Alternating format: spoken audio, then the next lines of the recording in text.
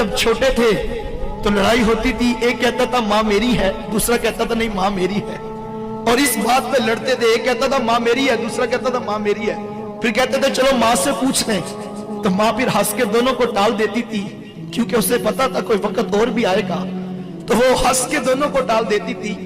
एक जमाना था लड़ाई ये थी माँ मेरी है, माँ मेरी है, लेकिन फिर वक्त वो आया जब माँ बूढ़ी हो गई, तो अब लड़ाई इस बात की है कि माँ तेरी है, माँ तेरी है।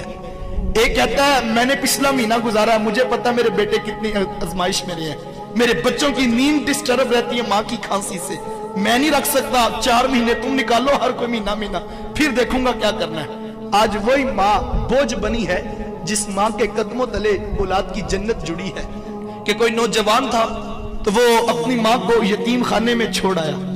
ये आज हमारे यहाँ भी ओल्ड पीपल्स होम बन गए कि जब माँ बाप बूढ़े हुए तो तुम जाके उनको यतीम खानों में जमा करवा दो। ये दिन भी हमने देखने थे। तो खैर वो माँ तो जमा कराया और साथ इंतजामिया को नंबर लिख के दे दिया कि जब माँ मरने लगे तो मुझे फोन कर देना, मैंने तदफीन अब्बाई गांव में करनी। खैर उसका वक्त आखिर करीब आया तो इंतजामिया वालों ने फोन किया और कहा कि माँ मरने के करीब है, अगर मुलाकात करनी है तो आ जा।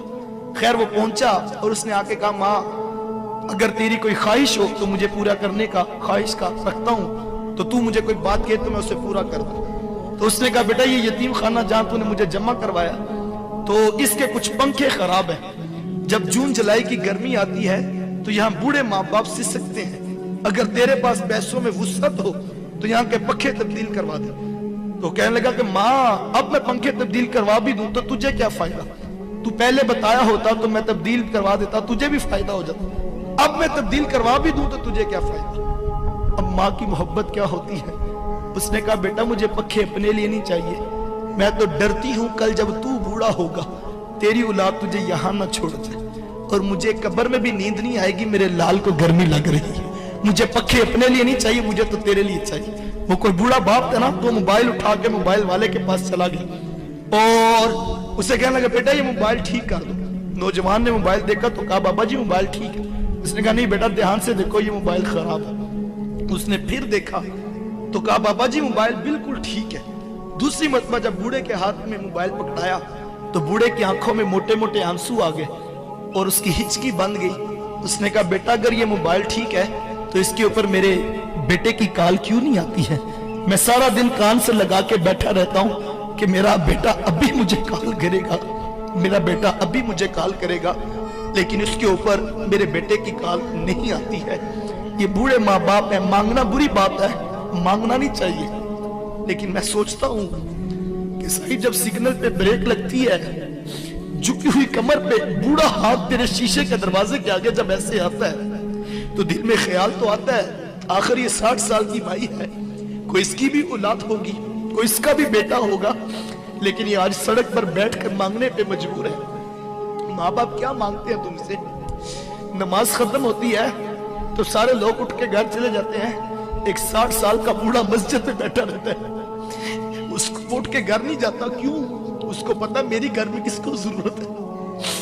वो मस्जिद के कारी साहब के पास बैठ के वक्त गुजार लेता है, वो अपने बेटों के पास नहीं जाता। 4 बेटे बैठे हो घर में, किसी बात पे मुशावरत हो रही हो, हर कोई आगे बढ़ के अपने दिल की राय देता है, लेकिन एक बूढ़ा बाप है जो चुप बैठा है, वो नहीं बताता अपने दिल की बात। क्यों? उसे पता मेरी बात की क्या हैसियत और क्या औकात है। जब माँ बाप ये सोचे कि 2 दिन से माँ सोच रही है मेरी दवाई मुक्की है और मैं किस बेटे को किस तरह कहूं कि बेटा मेरी दवाई खत्म है और मेरे जोड़ों में दर्द बड़ा बढ़ गया। वो माँ कहती बेटा मैं क्या करूं, मैं मजबूर हूं कि मेरे से चला भी नहीं जाता और मैं लस सोचती हूं कि मैं तुम्हें कैसे कहूं। वो जो बाहर बैठ के 2000 का दोस्तों में डिनर करके आ जाता है, माँ की दवाई की खबर लेने के लिए उसके पास ना वक्त है ना उसके पास सोच है। मैं नौजवानों से कहता हूँ आज तुम्हें बुरा लगता है, तुम कहते हो मैंने ये करना है मैंने वो करना है, तुम्हें माँ बाप का टोकना बुरा लगता है। साहिब एक वक्त आएगा जब घर से 4 पाई उठ जाएगी, वो 4 पाई जो तुझे बड़ी बुरी लगती थी तूने उठा के सेन में रख दी थी।